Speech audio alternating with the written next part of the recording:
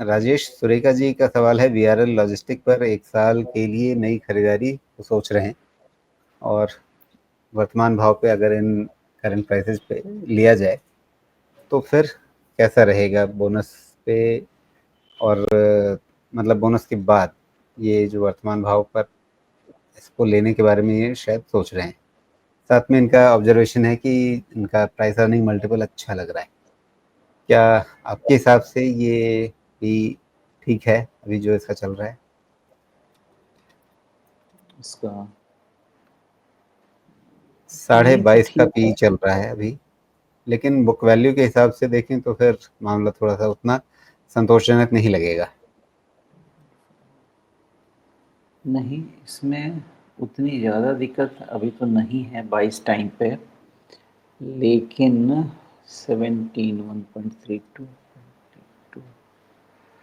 नहीं, बहुत महंगा नहीं कहा जा सकता है इसको। एक थोड़ा सा सेल्स एंड मार्जिन देखना पड़ेगा। ओके। नहीं, मुझे एक प्रॉब्लम इसमें दिख रही है और ये सारे क्रॉस लॉजिस्टिक्स स्टॉक्स में हो रहा है, बिकॉज लॉजिस्टिक्स क्या है कि logistics are the exact play on the back of economy. इस चीज़ को समझना आप, जी।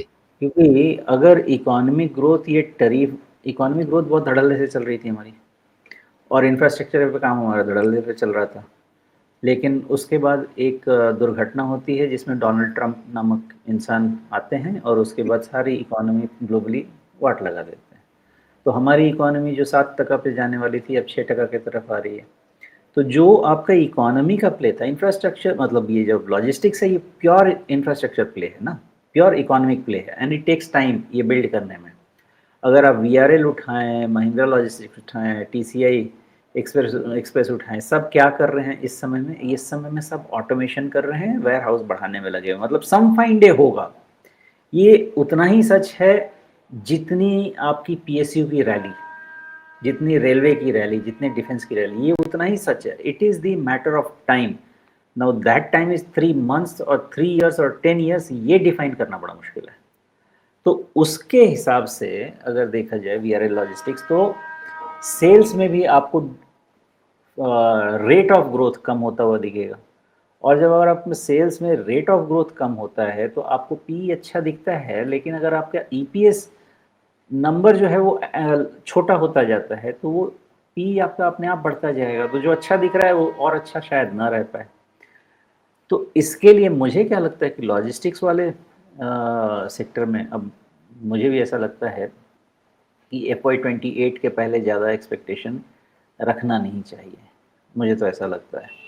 बाकी रिलेटिव टर्म में आपको पी ठीक दिखेगा, बट एब्सोल्यूट टर्म में अगर आपका सेल्स ग्रोथ कम है, प्रॉफिट ग्रोथ कम हो रहा है, ईपीएस ग्रोथ कम हो रहा है, तो आपका पी सस्ता दिखते हुए भी एक्चुअली सस्ता नहीं रह जाएगा।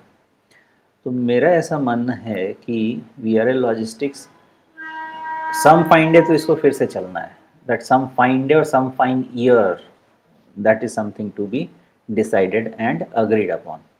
बाकी इस सेल्स ग्रोथ पे तो भाई साहब आपका 22-20 का पी भी मेरे हिसाब से महंगा है। ओके।